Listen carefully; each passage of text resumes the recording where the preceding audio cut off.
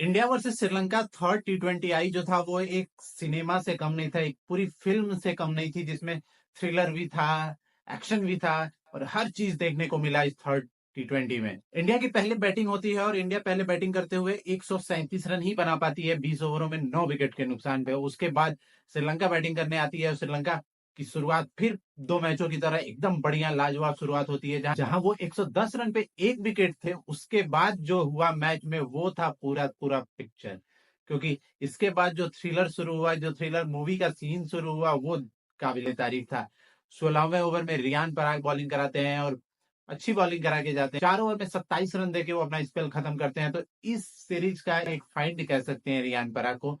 उसके बाद आते हैं 17वें ओवर में आते हैं वाशिंगटन सुंदर, जो विकेट लेके जाते हैं, कुशल मेंडिस को आउट करते हैं और परेरा को आउट करते हैं। उसके बाद से खलील अहमद आते हैं जो 12 रन दे देते हैं 18वें ओवर में। लेकिन इसके बाद जो हुआ वो कोई नहीं उम्मीद किया था कि ऐसा भी हो सकता है।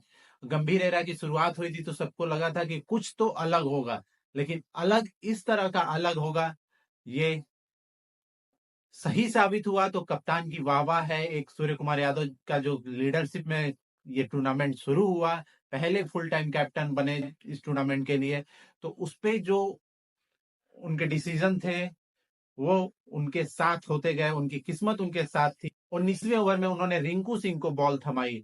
रिंकू सिंह इसके पहले ओडीआई में तो बॉलिंग करा चुके हैं, एक आध विकेट भी लिए हैं, लेकिन टी20 में इसके पहले वो कभी बॉलिंग नहीं कराए थे। रिंकू सिंह अपना ओवर शुरू किए तो पहले के डॉट, दूसरे पे विकेट, तीसरा डॉट, चौथे पे विकेट, पांचवें पे सिंगल, छठे पे डबल। तो 3 रन देके 2 विकेट ले जाते हैं रिंकू सिंह, और ये अपने आप में एक पिक्चर थी। इसके बाद जब 20वां ओवर की बात आती है, उस समय कप्तान सूर्य कुमार यादव बॉल को नचाते हुए दिखते हैं। और उस समय देख के लगा कि ये क्या डिसीजन हो सकता है, क्योंकि अभी सिराज के ओवर बचे हुए थे, तो अपने फुल टाइम बॉलर से भी बॉलिंग करवा सकते थे। लेकिन उनके मन में क्या आया, पिच को देख के उनकी क्या स्ट्रेटजी थी, और ये होता है एक लीडर जो लास्ट टाइम पे अपने प्लान में चेंज कर दे और उससे रिजल्ट निकाल ले। तो सूर्य कुमार यादव बॉलिंग कराना शुरू किए। पहली गेंद डॉट गई, दूसरे पे विकेट, तीसरे पे विकेट, चौथी बॉल पे सूर्य कुमार यादव हैट्रिक पे आ गए अपने पहले ही बार जब टी20 में उन्होंने बॉलिंग कराई। और ये सूर्य कुमार यादव के लिए भी पहला विकेट था, इसके पहले उनको कोई विकेट नहीं मिली थी टी20 में। और जब चौथी गेंद पे सिंगल गया, पांचवी पे डबल गया जहां रनआउट का एक चांस मिस हुआ, उसके बाद लास्ट गेंद पे फिर डबल गया और स्कोर हो गया टाई। एक समय श्रीलंका को बस 30 गेंदों में 30 रन चाहिए थे, और एक समय श्रीलंका को 30 गेंदों में 30 रन चाहिए थे और उनके पास 9 विकेट थे। लेकिन जो लास्ट में श्रीलंका पिछले 2 मैचों में करते हुए आई है, पहले मैच में वो 32 रन पे 7 विकेट गिरा दी लास्ट के 5 ओवर में, दूसरे मैच में उसने 31 रन पे 7 विकेट गिरा दी लास्ट के 5 ओवरों में, और आज 5 ओवरों में 29 रन बना के 7 विकेट गिरा दी उसने। तो श्रीलंका अपना परफॉर्मेंस जो है वो कंसिस्टेंट रखा हुआ है, लास्ट का जो फेलियर का परफॉर्मेंस है उसका। जब श्रीलंका को 30 रन चाहिए था, वहां से मैच बदला, और मैच कैसे बदला ये कोई नहीं समझ पाया, क्योंकि ये वही बात है कि हे प्रभु कृष्ण जगन्नाथम दीनानाथ प्रेमानंदी, ये क्या हो गया वाला ही सीन था।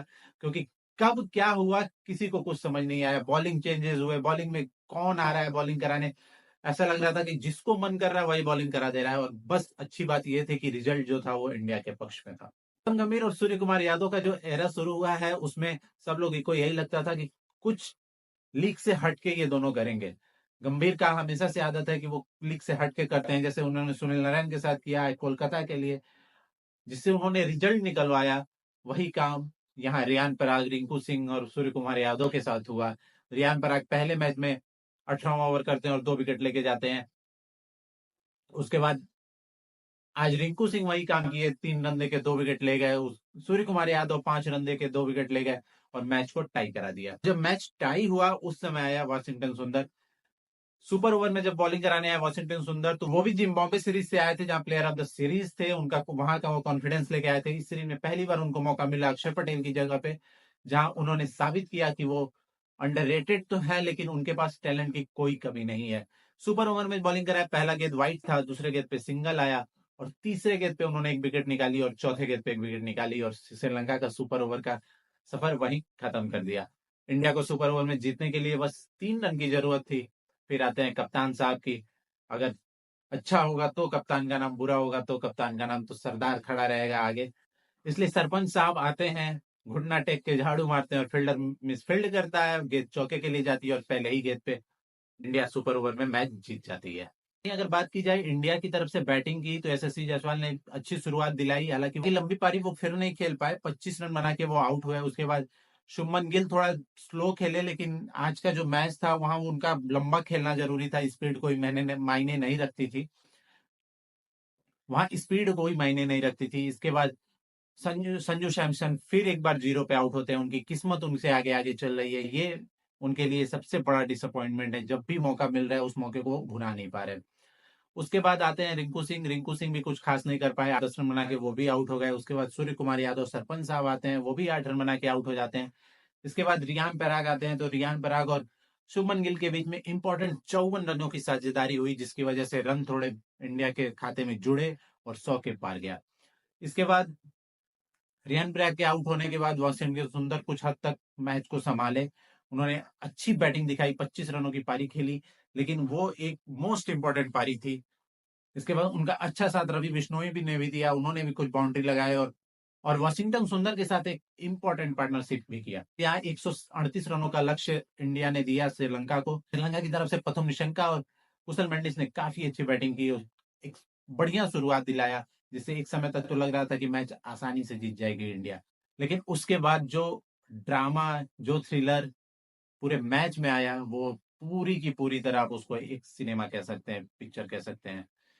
क्योंकि उसके बाद जो हुआ, 15 ओवर तक श्रीलंका मैच जीत रही थी, लेकिन उसके बाद जो ताश के पत्तों की तरह वो टीम बिखरी है, उसमें सनत जयसूर्या के लिए बुरा लग सकता है, क्योंकि वो तीनों मैच में अपर एंड पे थे, तीनों मैच वो जीत सकते थे, लेकिन वहां से वो तीनों मैच हार गए।